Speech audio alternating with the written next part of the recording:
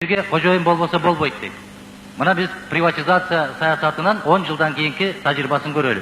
Ошондо да чыгып айткан, қожайын болбоса болбойт экен завод фабрикаларда. Мамлекеттик менчик болгондон кийин эч нерсе болбойт экен. Натыйжада Сельмаш завод эмне болду? Автомаш эмне болду? Завод Сверл эмне болду? Оштогу ХБК эмне болду? Текстильный фабрика эмне болду? Шелк комбинат эмне болду? Кожоюндарына ээ болду. 1 миллион сомго сатып алган кожоюн азыр текстилдин бүт баарын бытыранды кылып сатып атат. Мына Токмоктогу стекольный завод карыздардын эсебинен Өзбекстанга кетип отурат. Это уникальный завод на территории Центральной Азии. Если на то пошло, на территории Советского Союза. Ким кожоюн? Кожоюн болот деп эле бере бергенден кийин, алар 2-3 жыл иштегенден кийин технологиясын бүт баарын көчүрүп өтүп кеткенден кийин, алардын өзүнүн эрки частный собственность деп коет. Биз ушинтип эле бытыранды кылып кете берсек кожоюн болот деп. Могул жерде Осмон Акын Ибраимович отурат эле, вице-премьер болуп жүргөн. Мен эсимде телевизордон чыгып сүйлөгөн. 1-январга чейин бир колхоз сапкоз кала турган болсо, көрсөтөбүз силерге дегенге чейин барган. Баарын бытыранды кылып сатышыңар керек, жоюшуңар керек, жоготушуңар керек деп. Эми ошондо механизм иштелбей туруп шашып кеткен деген турмуш көрсөтүп атпы? 200-600 канча миллион сомдо ошол карызды кечип коелу деп. Могул жерде чыгып сүйлөгөн депутаттар туура айтты. Ал карызды эл жеген жок. Ал 40 миң деген, 70 миң деген койлору бар, кой чарбаларын ошол элге бөлүп берген жок. Баары Иорданияга сатылып кеткен. Араб Эмираттарына кеткен. Килограммын $2 за живой вес. Ошону саткан шылуундардан биз төлөтүп алышыбыз керек да. Бекболот Алгарбекович. Аны эл саткан жок да. Канчалаган техника, МТЗлар бар эле, РТЦлар бар эле, ошолордун баарын сатып, жок кылып, жеп, ошолор кызматка көтөрүлүп келип атат. Себеп ошолорду саткан акчасы менен кызматка тепкич кылып атат ошол акчаларын. Бүгүн келип алып туруп элге айтып атабыз, силер жеп койгон экенсиңер, силер жутуп койгон экенсиңер, ошонун карыздарын силер төлөп беришиңер керек деп кайра дыйкандарга салып атабыз. Мына ошондо дагы колхоз совхоздорду бытыранды кылып чачып, чачыранды кылгандын алдында механизмин иштеп чыгышыбыз керек эле. Кантип карызды кимге жүктөлөт? Ким ошого юридический лицо болуп жоопкерчилигин алат? Мына Чүй өрөөнүндө көпчүлүк эмнелер, чарбалар талектештирилген түрдө калып калды. Бөрк ал десе баш алган Оштун, Жалалабадтын жетекчилери себеп өмүр бою колун көкүрөгүнө алып 4 бүктөлүп салам бергенге көнүп калган ал жетекчилер. Биринчи реформа ошол жактан башталган. Тамчыдан эмес, Бекболот Алгарбекович. Ош менен Жалалабадтан башталган биринчи реформа. Баарын бытыранды кылып сатып жутуп жок кылган. Түнү менен таң атканча жок болбосоң, мына ошол чарбанын жетекчилери азырга чейин тирүү, көздөрү тирүү. Бир сутка убакыт берем, мынанча короон коюңду алып тур, ушул койду жок кыласың дегенге чейин алып барган саат. Это была репрессия своего рода. Это было сознательное уничтожение сельского хозяйства Кыргызской республики. Бул жерден келип аны умичтетебиз. Законду көзөмөлдөп, законду алгандан кийин биз көзөмөлдөп турган бизге болот деп атабыз. Мына Конституция боюнча да жазылып турат, закон боюнча да жазылып турат. Реструктуризация авиакомпания деп турат. Только согласие Жогорку Кеңеши. Жогорку Кеңеш макулдук бергенден кийин деп атат. Комиссия түздүк. Эмнеге жетише алдык? Ошол закондун аткарылгандыгын эске алабыз деп.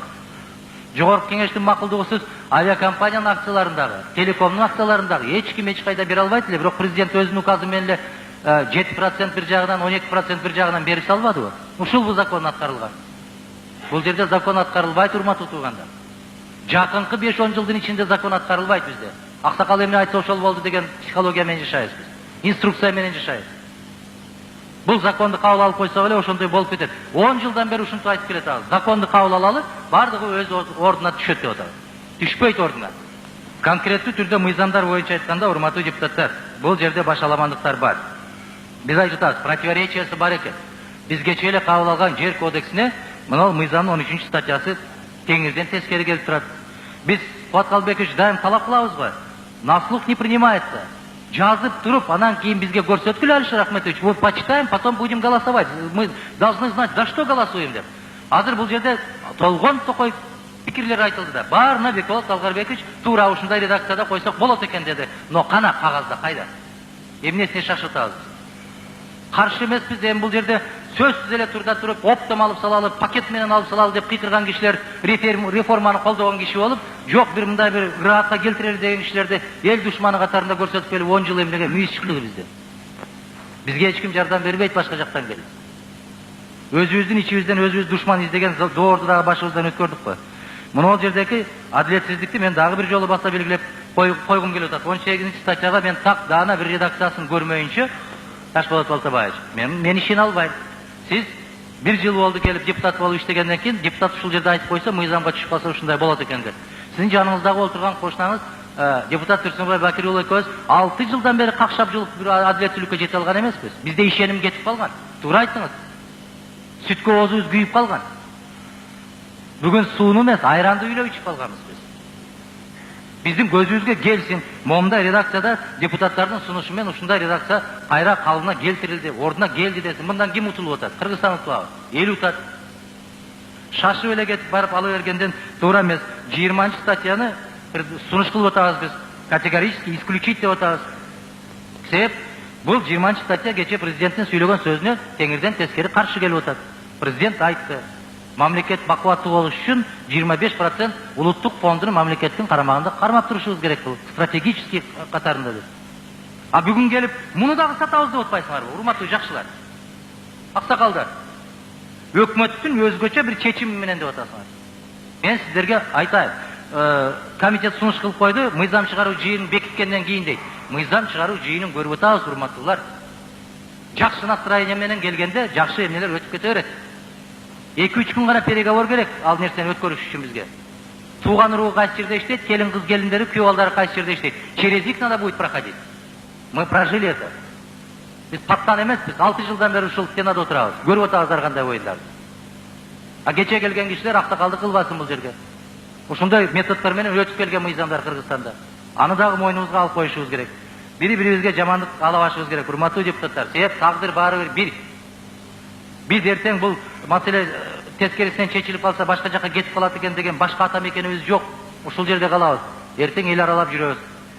94-жылкы указдагы каталыктарды Аскар Акаевичке айтсам туура деп атпайбы. Эми туура дегенден кийин макул, туура.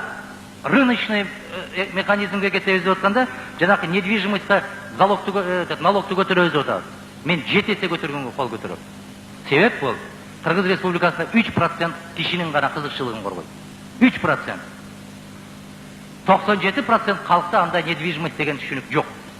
Мен колдойм ушуну. Мына силерге рыночный механизм. Когда лично нас задевает, начинаем говорить антирыночный. А когда задевает 90% сельских жителей населения, говорим, давайте рыночную экономику. Мен Аскар Акаевич бюджеттин толтурушунун жолун ошол недвижимостька ар бир квадратный метрден мына Европа мамлекеттеринде, Америкадагыдай кылып туруп, салыкты олчойто көтөрүшүңүздү мен сизден сурайм. Мына ошондо бюджетибиз толот биздин. Очойгон завод, фабрикаларды, очойгон фермаларды, очойгон сарайларды сатып алган кишилер бар. 100 гектар жерлерди алып алган кишилер бар. Алар дагы бирдей салык төлөйт, ошол жерде иштеп аткан дыйкан дагы бирдей салык төлөйт. Давайте принципиально боло турган болсок, мында бир пропорционально карап көрөлү. Менчиктин ээси барбы? Ар бир квадратный метринен салыкты төлөсүн.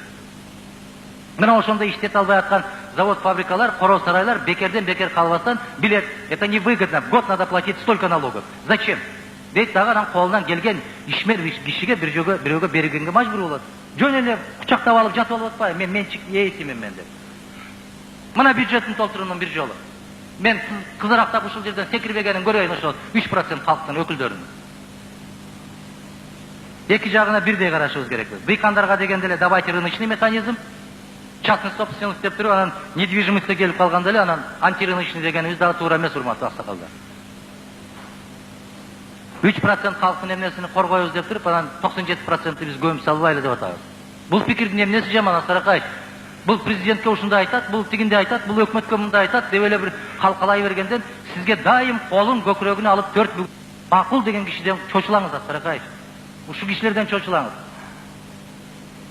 Жок, момундай эмес, мындай болсо туурураак болот экен деп өзүнүн пикирин айтып койгон кишини колдон келсе сиз жакындатыңыз. Себеп философиянын закону ушундай да, противоречие болгон жерде гана прогресс болот. Баары эле куплаббай деп турган жерден көргөнбүз эмнеге келгенибизди.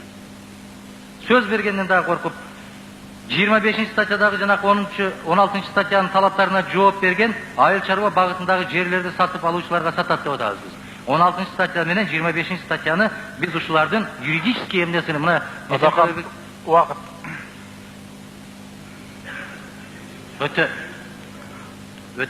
өтө тартиптүү болуп туруп рахмат айтып түшүп. Так.